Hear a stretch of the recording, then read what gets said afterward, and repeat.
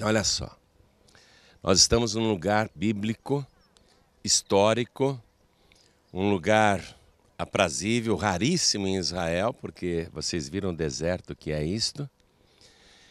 E um grande acontecimento, uma grande vitória começou aqui. Uma grande vitória começou aqui.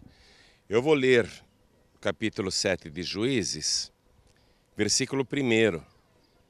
Diz assim: Então Jerubaal, que é Gideão, se levantou de madrugada e todo o povo com ele havia, e se acamparam junto à fonte de Harod. Essa é a fonte de Harod. De maneira que tinha o arraial dos midianitas para o norte, pelo outeiro de Moré no vale. E disse o Senhor a Gideão: Muito é o povo que está contigo, para eu dar os midianitas em sua mão, a fim de que Israel não se glorie contra mim, dizendo: A minha própria mão me livrou. Agora, pois, apregoa aos ouvidos do povo, dizendo: Quem for covarde e medroso, que volte e vá-se apressadamente das montanhas de Gileade. Então voltaram do povo 22.000 e 10.000 ficaram. E disse o Senhor a Gideão: Ainda muito povo há. Faze-os descer as águas. Deus mandou Gideão descer até aqui. E ali os provarei. E será que aquele de que eu te disser, este irá contigo, esse contigo irá. Porém, todo aquele de que eu te disser, este não irá contigo, esse não irá. Amém? Então veja o que aconteceu no tempo de Gideão. Os midianitas, os amalequitas e os do Oriente, povos não judeus que habitam aqui em volta, durante 7 anos oprimiram Israel, 7 anos de opressão. E diz a palavra que estes 3 povos vinham com seus camelos e devastavam a terra, invadiam a terra para destruir, forçavam as mulheres, matavam pessoas e saqueavam tudo que Israel tinha. E a palavra diz que Israel empobreceu muito nestes 7 anos. Foram 7 anos de empobrecimento, 7 anos mais do que vacas magras, porque uma vaca magra, um ano de vaca magra, é só uma crise. Mas eles vinham para destruir a terra e destruir o povo de Deus. Por que isto estava acontecendo, já que o Senhor é o Deus protetor, o Deus de Israel? Os países por aí têm padroeiros, protetores e protetoras, mas Israel é o único país que tem Deus como o próprio protetor. Não é um padroeiro. Como que este país que tem Deus como protetor sofreu durante 7 anos? Aí Deus revelou. Deus mandou um profeta e Deus só revela as coisas por profetas. Deus mandou um profeta que explicou a razão daqueles 7 anos de empobrecimento, derrota, vergonha e humilhação. O profeta disse: Assim diz o Senhor. Vocês deixaram o Deus de Israel, o Deus vivo, e começaram a se curvar diante da imagem de Baal. Não é porque Baal significa Senhor na nossa língua que essa estátua é o Senhor. É por isso que Deus entregou vocês nas mãos dos midianitas. Aí o povo entendeu que essa era a razão. Porque lá em Êxodo 20, Deus já tinha falado para Moisés no Sinai: fala para o povo não fazer imagem alguma de escultura, semelhante ao que existe em cima no céu, nem na terra, nem nas águas debaixo da terra. Não te encurvarás diante delas e nem as servirás, porque eu sou o Senhor vosso Deus que vos tirei da terra do Egito. Eu sou Deus ciumento, Deus zeloso, que visito a maldade dos pais nos filhos, até a 3ª e 4ª geração daqueles que me desprezam, mas que eu faço misericórdia em milhares aos que me amam e guardam a minha palavra.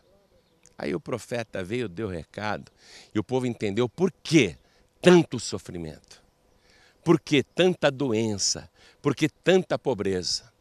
Aí o povo já começou a clamar diferente para o Deus invisível, não mais na frente da estátua de Baal, porque antes eles se ajoelhavam diante daquela estátua, Baal, que quer dizer Senhor, e pensavam que estavam orando para o verdadeiro Deus.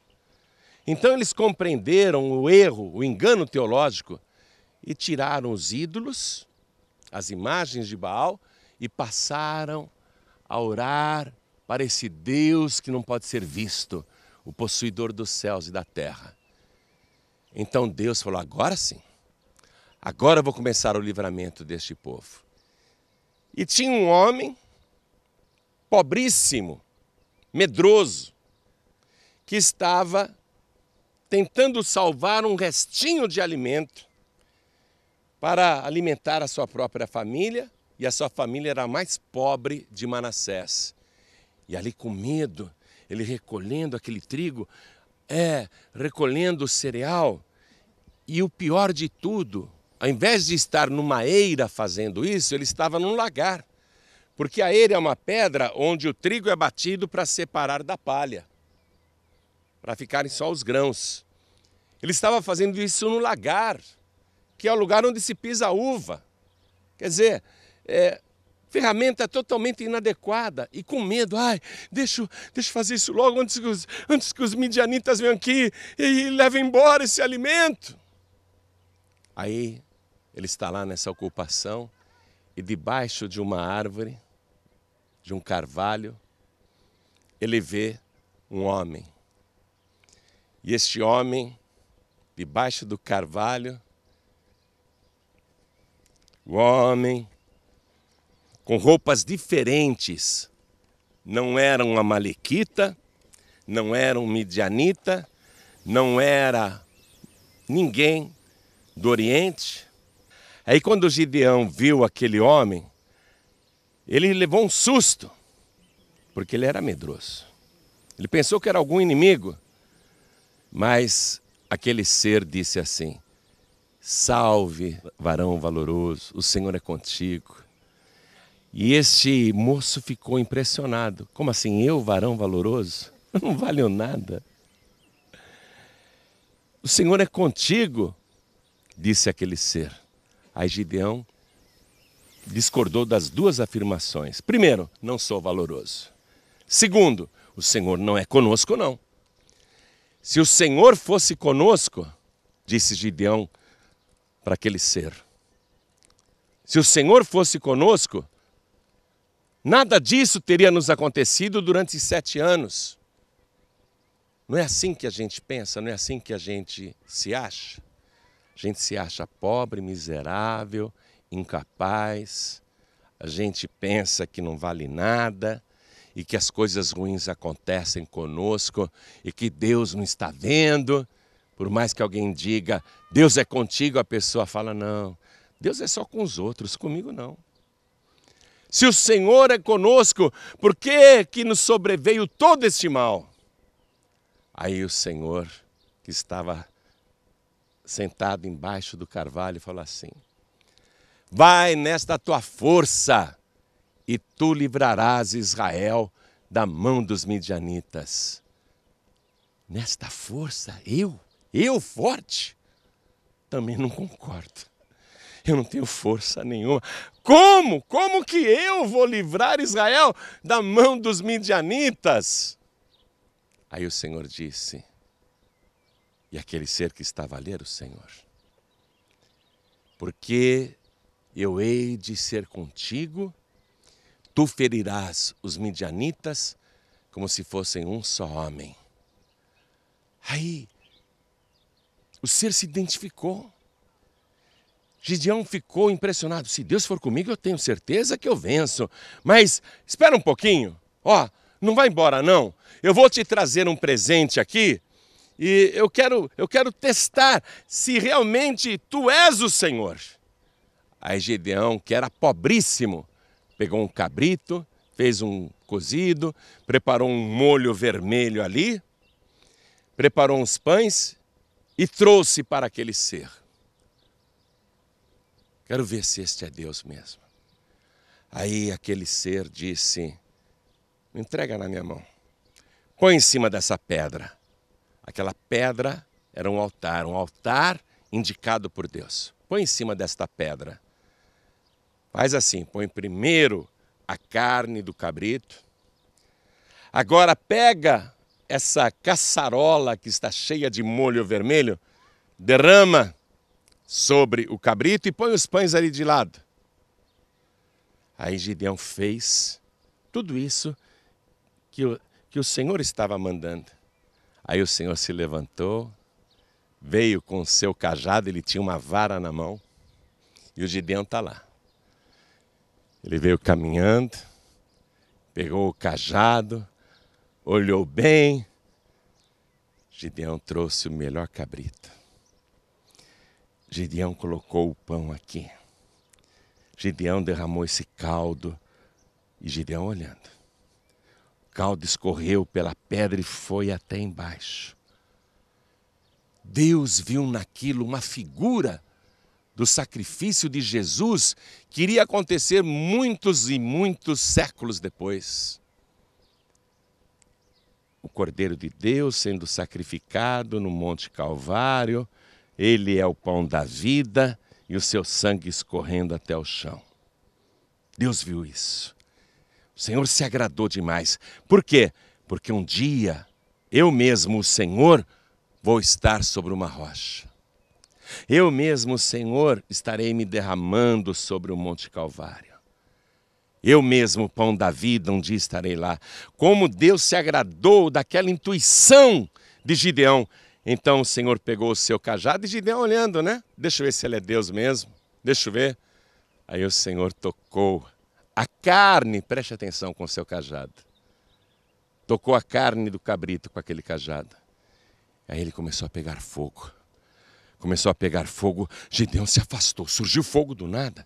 Gideão se afastou, aquele fogo foi aumentando e consumiu totalmente a carne, consumiu totalmente o caldo, consumiu totalmente aqueles pães e a fumaça que se formou começou a subir até o céu. Então Gideão se afastou, o que é isso? O que é isso? É o sobrenatural! E aquele ser, ele entra com a fumaça que subia e desaparece. Quando Gideão viu aquilo, eu estou perdido. Está escrito, Moisés disse que ninguém pode ver Deus e continuar vivo, eu vou morrer. E além de pobre, eu vou morrer jovem. E agora eu estou perdido. Aí ele escutou uma voz que disse do céu, não temas, Gideão, não morrerás. Não? Não vou morrer? Não, não vai morrer. Aí ele ficou mais tranquilo e foi para casa. Dormiu aquela noite intrigado. Que experiência foi essa que eu vivi? Ele demorou para pegar no sono, mas a uma certa altura ele dormiu e Deus apareceu no sonho dele. Aí Deus fala uma coisa para Gideão no sonho que ele não esperava.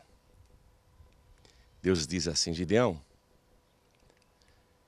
o teu pai construiu aquele altar no monte para Baal. Foi o teu pai que levou esse povo para a idolatria. O teu pai tem um segundo boi que ele está guardando há 7 anos. Ele nunca me ofereceu este boi. Este boi tem 7 anos, justamente os 7 anos de miséria deste povo. Gideão, sabe para que teu pai estava guardando esse segundo boi, cevando ali no cercado, esse boi gordo? Protegendo dos midianitas para dar a Baal. Gideão, eu quero que você pegue o segundo boi que é do teu pai. Eu quero que você vá lá no alto daquele monte onde tem a estátua de Baal, que o povo sobe o monte para ficar lá rezando para o ídolo. Quero que você destrua a imagem de Baal. Quero que você derrube o altar de Baal.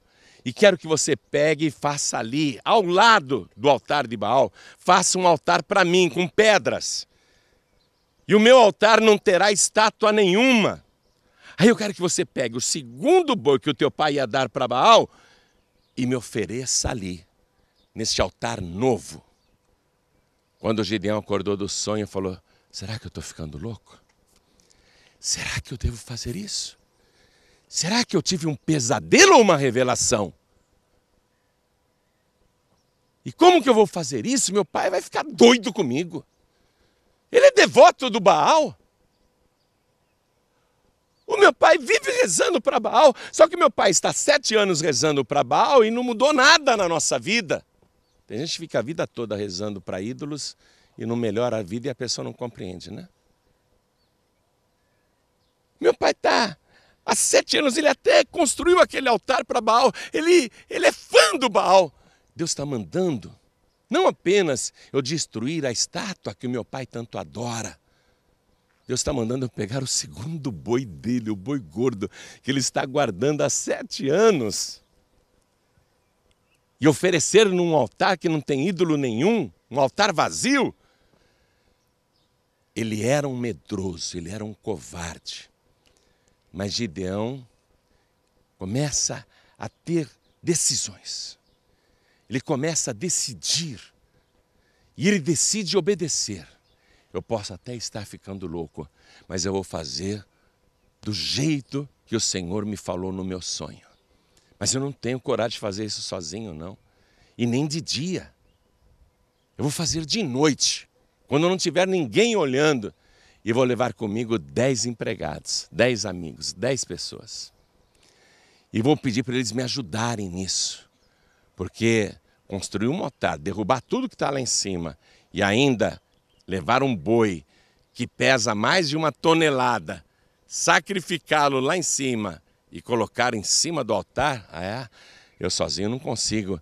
Então ele arrumou 10 amigos e disse, vamos comigo. Fazer o quê? É um negócio que eu tenho que fazer.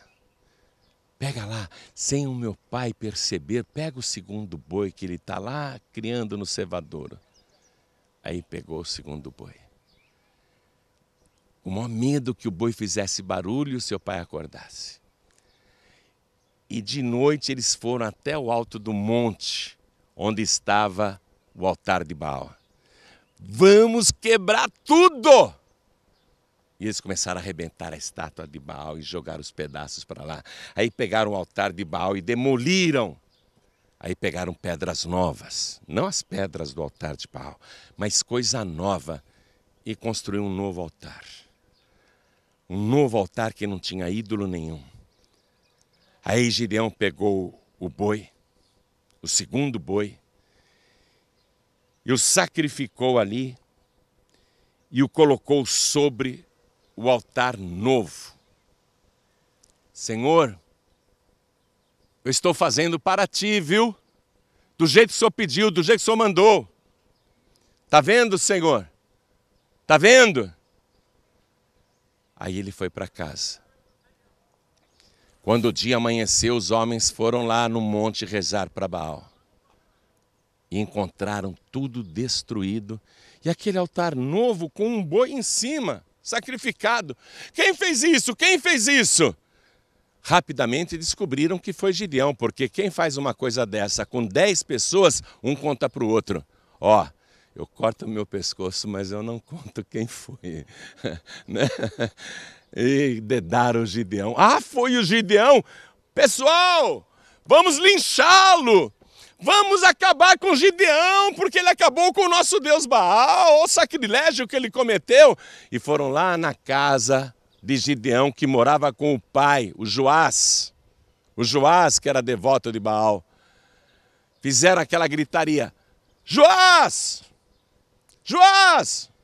Traz o teu filho aqui fora, porque ele tem que morrer. Aí o Joás saiu. Meu filho tem que morrer por quê? Ah, você não sabe o que ele aprontou essa noite? Ele destruiu o altar de Baal que você construiu. Ele acabou com o ídolo, ele acabou com tudo. E ele fez um altar novo para o Senhor. E não é só isso não, Joás. Tem um boi gordo sacrificado lá em cima. Um boi gordo, é? É, nesse altar. Então nós temos que defender Baal. Nós temos que matar o teu filho. Aí o Joás caiu em si. Poxa, eu estou há 7 anos rezando para Baal, minha vida não melhora. O meu filho fez isso. Esse altar que ele fez é para o Senhor. Ele pegou o meu segundo boi e ofereceu ao Senhor.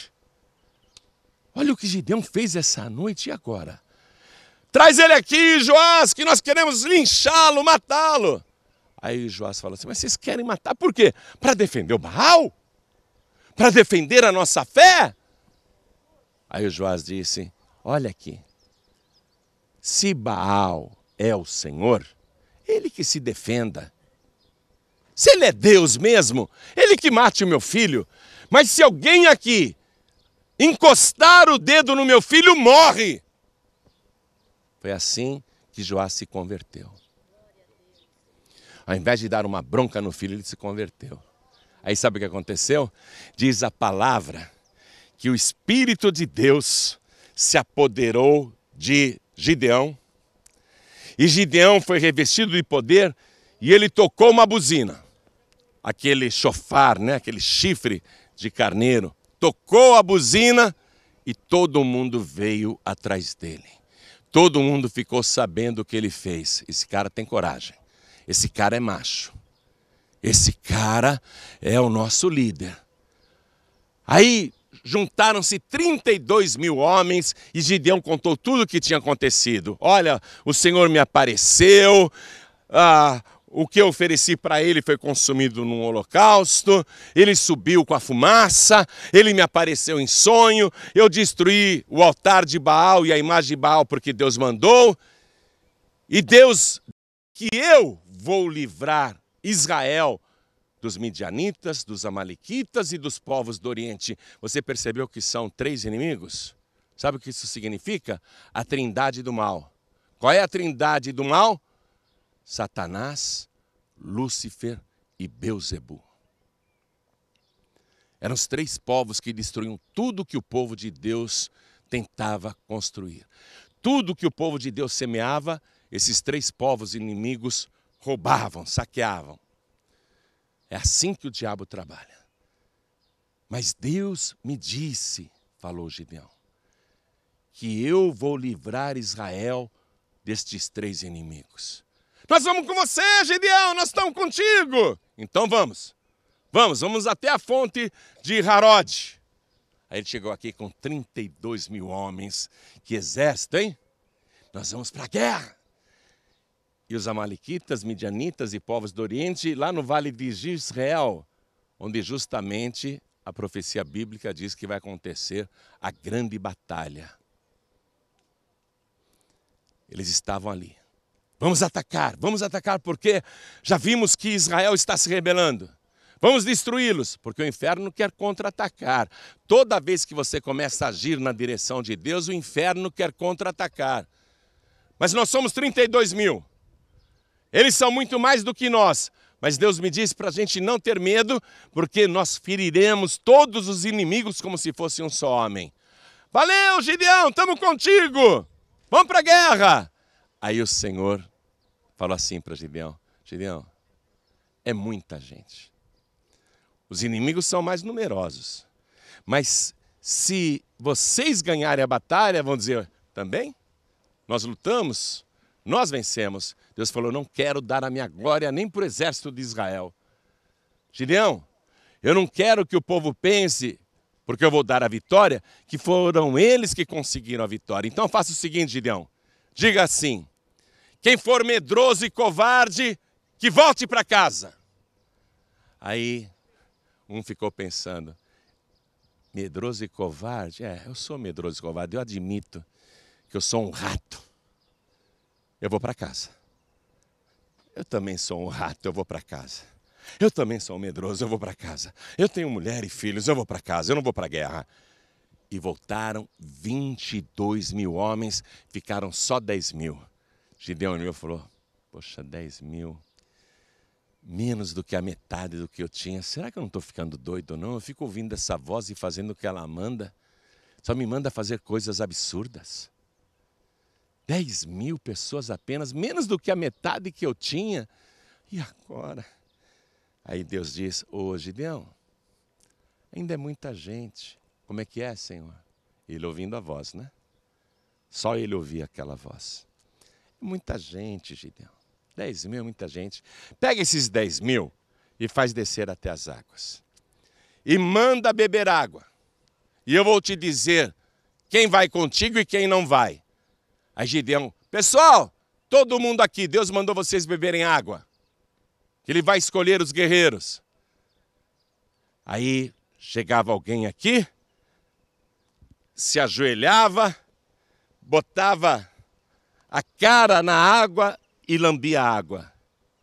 Aí Deus falava, ô Gideão, põe esse do lado esquerdo.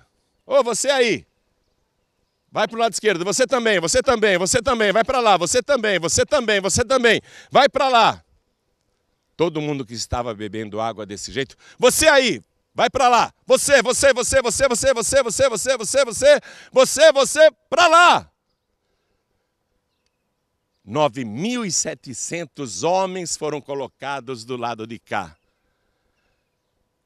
Só ficou 300 aqui, à beira d'água, só 300. Porque esses 300 não beberam água do jeito que os outros beberam. Eles chegaram aqui, se ajoelharam e fizeram assim, ó.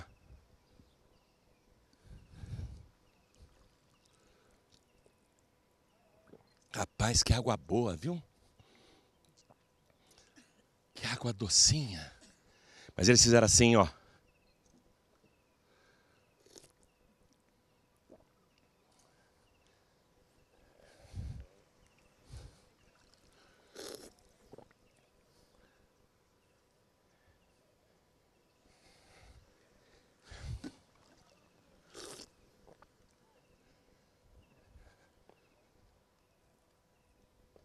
Gideão, esses 300 aí é que irão para a guerra contigo. Gideão falou, como é que é? Eu pensei que eram uns 9.700.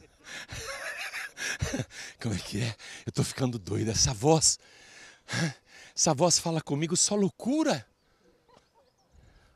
Essa voz só me diz coisas estranhas. Ai, ai. E esses 300? Dá para o senhor repetir, por favor? É com esses 300 que você vai vencer os 3 exércitos inimigos que estão no vale de Jezreel, cobrindo a terra como se fossem gafanhotos. Só com esses 300. Pode ir para a guerra, Gideão. Eu sou contigo, mas se você está com medo ainda, faz o seguinte. Hoje à noite, pega alguém com você, o teu assistente, o teu ajudante, o teu auxiliar, e vai furtivamente no acampamento inimigo. Vai ouvir lá. Você está com medo, Gideão? Vai lá ouvir. Aí Gideão esperou chegar a noite e foi. Levou o moço com ele. Chegaram lá no Vale de Israel, um monte de barraca montada que se perdia de vista. Os sentinelas apostos.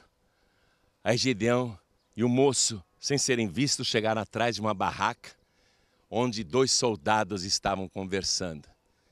2 soldados inimigos conversando.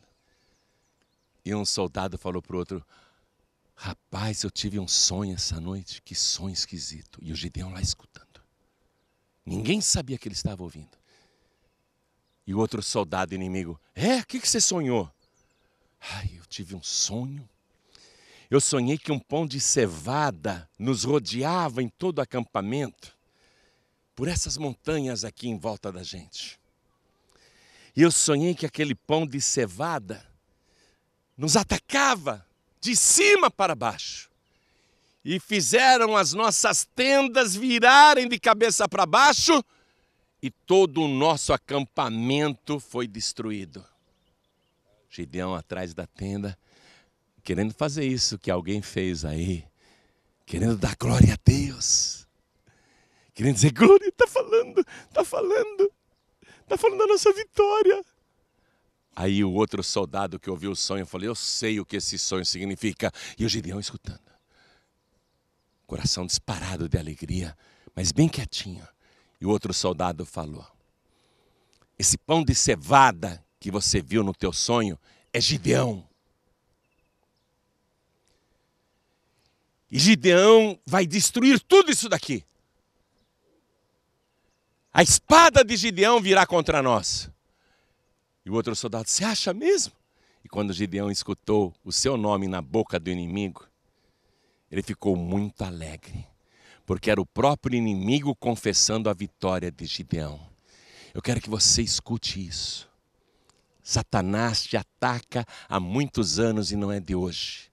Mas essa palavra é viva e atual. E o próprio inferno, Satanás, Lúcifer e Beelzebul e todos os demônios das profundezas do inferno que já se armaram para acabar com você, o próprio Satanás vai confessar a tua vitória. O diabo vai reconhecer que ele não tem chance contra a tua vida, porque Deus é contigo. E todos que te perseguem, te oprimem, e não apenas falo de pessoas, mas também misérias, sofrimentos e doenças, todos os teus adversários, todos os teus midianitas, amalequitas e do Oriente, vão ter de confessar a tua vitória. Você vai ouvir isso da boca de muitas pessoas. Eles vão reconhecer que Deus é contigo. Aí Gideão alegre, volta em silêncio para o acampamento, chega lá para os 300. Eu já sei o que nós vamos fazer. Eu já sei. Por que Gideão, que não tinha estratégia nenhuma, agora sabe o que vai fazer? Porque a estratégia saiu da boca do inimigo. O inimigo confessou a vitória de Gideão. Gideão disse: nós vamos nos dividir em 3 grupos de 100. E nós vamos esperar a noite. E vamos rodear aquele acampamento dos nossos inimigos. E vamos fazer isso ficando nas montanhas. Vamos nos distribuir nas montanhas em volta deles, porque eles estão no vale. E cada um de vocês levem um vaso e uma tocha, por enquanto, apagada dentro do vaso. Mas na hora que eu mandar, vocês vão acender essa tocha. E vocês vão fazer do jeito que eu fizer. Olha aqui, Gideão explicou para os 300. Vocês fiquem atentos em mim, porque do jeito que eu fizer, vocês vão fazer. Você tem sempre que olhar para o líder e fazer como o líder está fazendo. Gideão disse: do jeito que eu fizer, vocês façam também. É por isso que eu acredito na palavra de Deus. Porque ali está a estratégia de vitória que eu e você precisamos. Para acabar com sofrimento, doença, miséria, vergonha e humilhação. É só você pegar a palavra de Deus e a estratégia está lá. E o que é melhor para a gente é que a estratégia na palavra de Deus não está vindo da boca do inimigo, mas está vindo da boca do Deus Todo-Poderoso, aquele que vela pela sua palavra para cumprir. Leia a palavra de Deus. Faça como o nosso líder maior, que é Deus, está mandando. Você pode até achar estranho. É estranho demais, porém obedeça a Deus sem pestanejar. Faça, vá pela fé. Varão valoroso, varoa valorosa, o Senhor é contigo. Faça do jeito que Deus está mandando e você vai ferir o inferno como se fosse um só demônio. O inferno vai cair aos teus pés. Siga a estratégia da palavra de Deus. Então eles foram. Chegaram lá em Gisrael, ocuparam as montanhas, 3 esquadras, 3 exércitos de apenas 100 homens, chegaram à meia-noite. Aí Gideão disse: a tocha acesa dentro do vaso. Vocês vão, segundo a minha ordem, no momento que eu falar já, vocês vão pegar a tocha numa mão e o vaso na outra. E quando eu disser agora, já, vocês peguem os vasos e joguem nas pedras. Joguem nessas montanhas. Atirem com força esses vasos. E fiquem com a tocha na mão, a tocha acesa. Fiquem quietinhos. E aí vocês gritem ao mesmo tempo: espada de Deus e espada de Gideão. Vamos gritar isso ao mesmo tempo de uma vez só. Sim, Senhor. Esperem eu dar a ordem. Aí Gideão foi e fez. Quando Gideão disse já, eles pegaram o vaso e profete nas pedras. Como aquilo é uma cadeia de montanhas e o vale no meio, deu eco. Ó, eu falo aqui, sai eco do outro lado. Quer ver, ó? Já! Vocês ouviram uma voz só ou várias? Vou falar de novo, preste atenção. Já! Vocês ouviram uma voz só ou várias?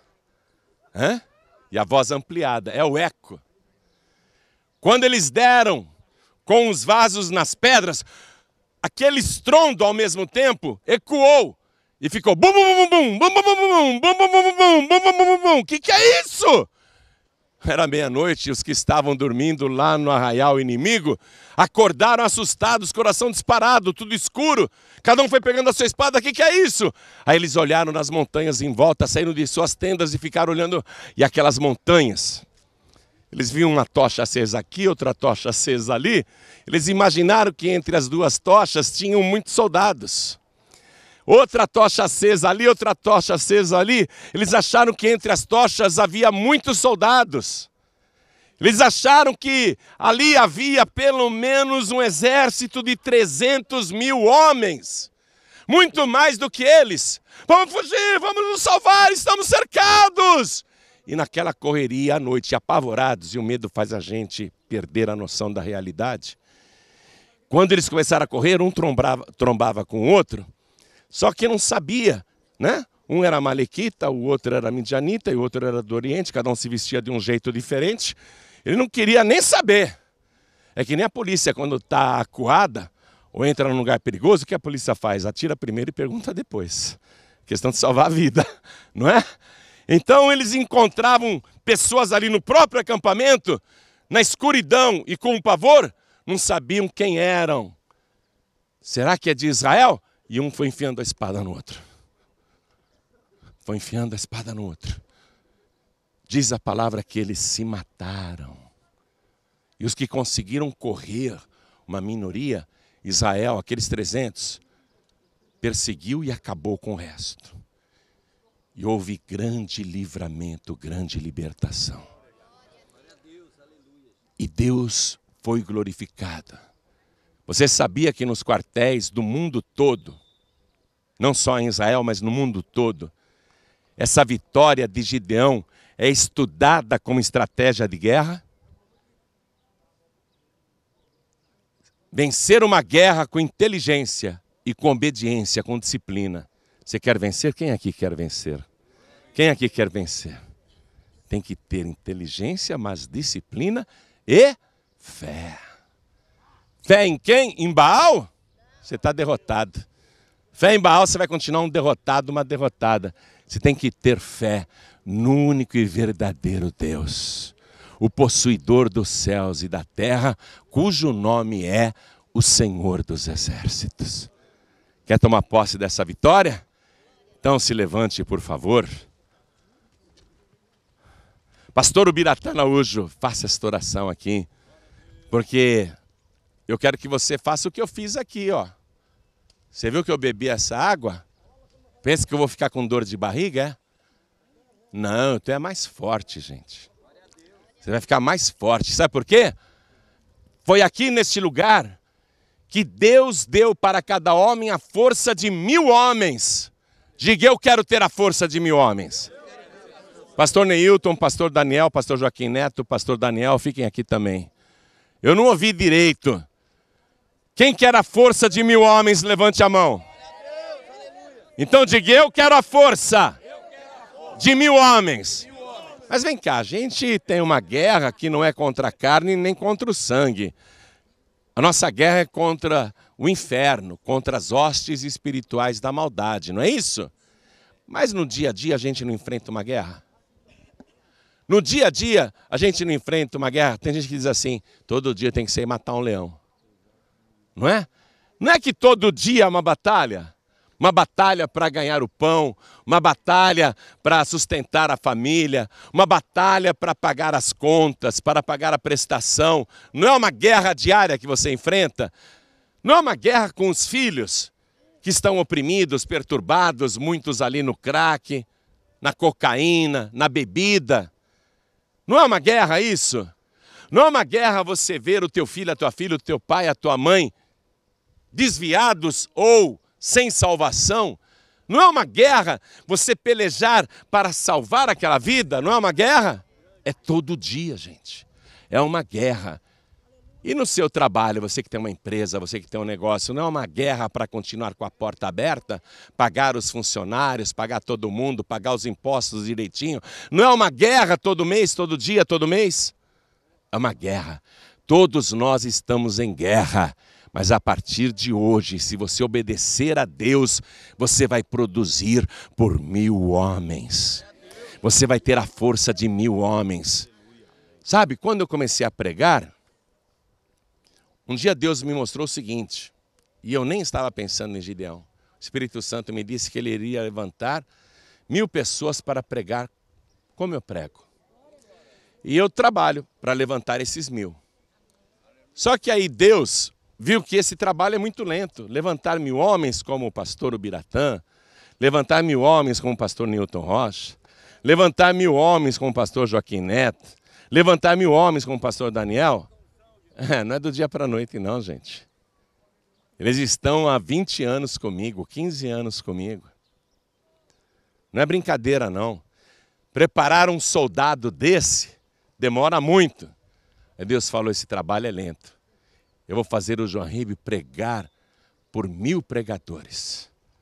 Aí Deus foi me colocando para pregar no rádio. E hoje eu não prego por 1000 pregadores. Hoje eu prego por 10 milhões de pregadores só no Brasil. Ou muito mais que isso. Nunca fui para Angola, Moçambique, Cabo Verde, mas eu estou lá pregando, hein? Hoje eu prego por milhões de pregadores. E continuo trabalhando para Deus levantar 1000 que façam o que eu faço. Você que enfrenta essa luta diária, a partir de hoje, vai ter a força de 1000 homens aqui neste lugar sagrado. Inclusive, pastores, depois nós vamos consagrar o azeite aqui, para ungir as pessoas no Brasil e em Portugal, para que elas também tenham o poder de produzir por 1000 homens. Amém? Nós vamos fazer isso aqui, porque aqui é o lugar onde Deus prova as pessoas. Isso aqui que eu estou vendo, sabe o que é? Um exército vencedor. Porque tem muita gente que gostaria de estar aqui, mas Deus escolheu você.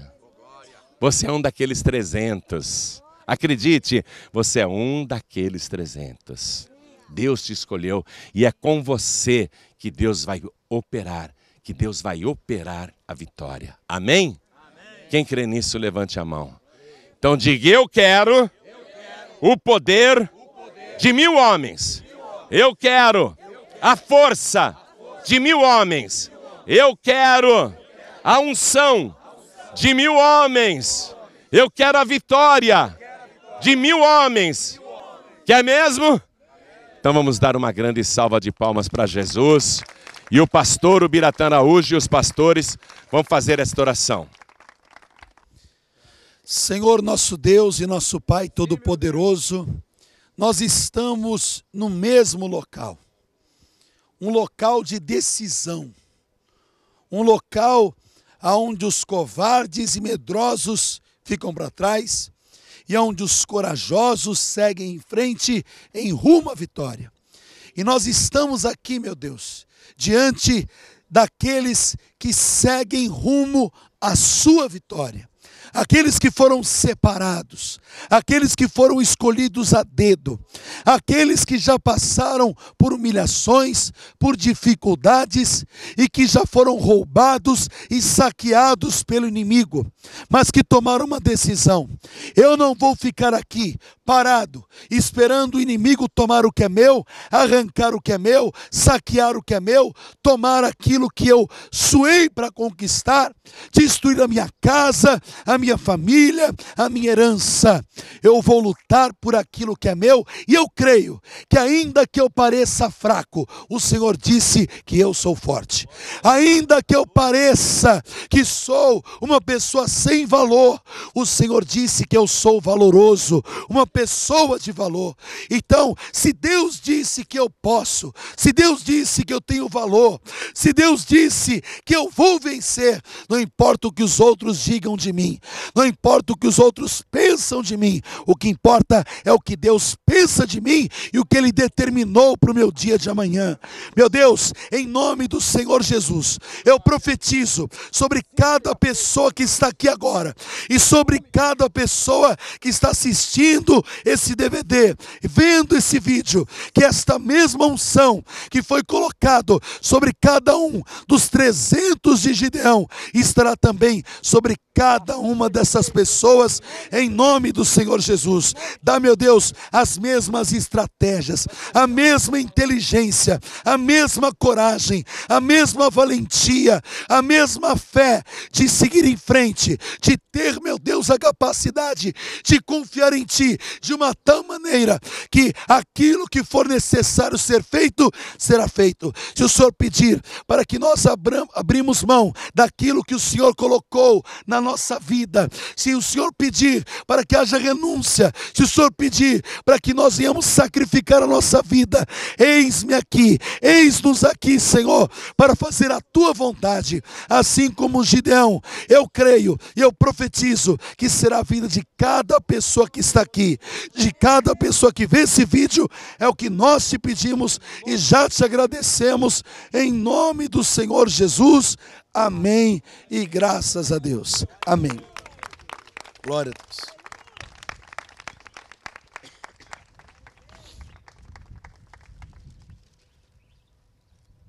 Uma coisa interessante aqui, que eu leio no versículo 25, e aconteceu naquela mesma noite, diga hoje mesmo. Hoje mesmo.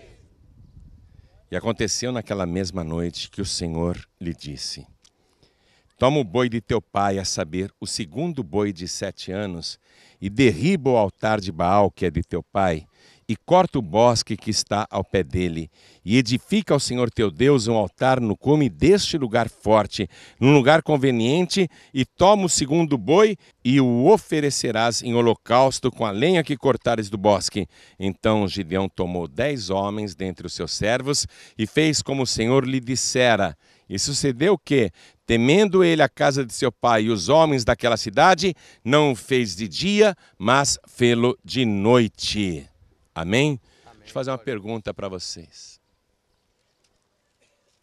Por que Deus aparece em sonho para pedir o segundo boi para Gideão? Quem aqui crê que Deus criou todos os bois da terra? Levante a mão. Por que ele queria aquele boi, hein, gente? E por que ele pede o segundo boi ao invés do primeiro, hein? Hã? Exatamente. Deus manda entregar o segundo boi, porque o primeiro já é dele. Olha o que diz aqui no livro de Levítico, capítulo 27, versículo 26. Diz assim, ó: mas o primogênito de um animal, por já ser do Senhor, ninguém o santificará, seja boi ou gado miúdo, do Senhor é. O que é o primogênito dos animais? É o primeiro. Como é que Deus vai falar para você? Hein? Me dá o primeiro boi, se o primeiro boi já é dele. O que quer dizer este primeiro boi?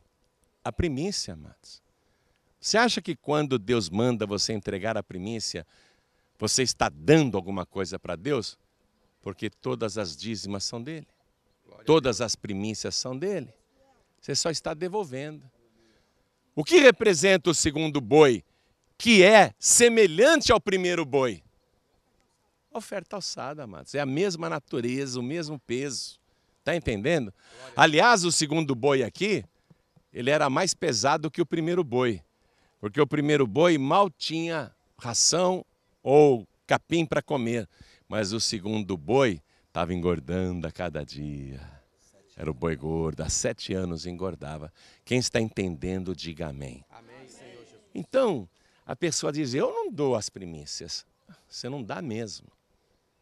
Você é rebelde. Você não dá porque você jamais poderia dar as primícias. O máximo que você pode fazer é devolver para Deus as primícias. Você pensa que está dando alguma coisa para Deus quando você dá o santo dízimo? Não está. Você está devolvendo. O que você realmente dá é a oferta alçada. Amém? Por isso que Deus disse, eu quero o segundo boi do teu pai. E vê outro detalhe, amados. Isso eu quero ler aqui. Olha aqui, ó, quando o Senhor apareceu para Gideão lá no Carvalho. Olha aqui. Versículo 14. Então o Senhor olhou para ele e disse, vai nesta tua força e livrarás a Israel da mão dos midianitas. Porventura não te enviei eu? E Gideão lhe disse, ai, Senhor meu, com que livrarei a Israel? Eis que a minha família é a mais pobre em Manassés e eu, o menor da casa do meu pai. Quer dizer, de todos os pobres que havia em Israel, ele era o mais pobre dos pobres. Aí Deus chega para uma pessoa pobre e manda dar o segundo boi. O dono de todos os bois da terra manda um pobre, que é o mais pobre dos pobres, que precisa tanto, que está na miséria. Deus manda dar o segundo boi. O que você entende nisso? Que nem o pobre nem o rico podem deixar de entregar o segundo boi. E ainda que seja um sacrifício, uma coisa difícil, a pessoa tem que fazer. Amém? Guarda isso no teu coração e vigia, porque isso é uma estratégia. O Espírito de Deus só revestiu Gideão quando ele foi fiel naquilo que Deus mandou ele entregar. Se Deus já falou alguma coisa no teu coração, já é do Senhor, já é o segundo boi. Você entrega para Deus. Amém? Porque na mesma noite o Senhor te visitará. Vamos dar uma grande salva de palmas para Jesus. Deus te abençoe.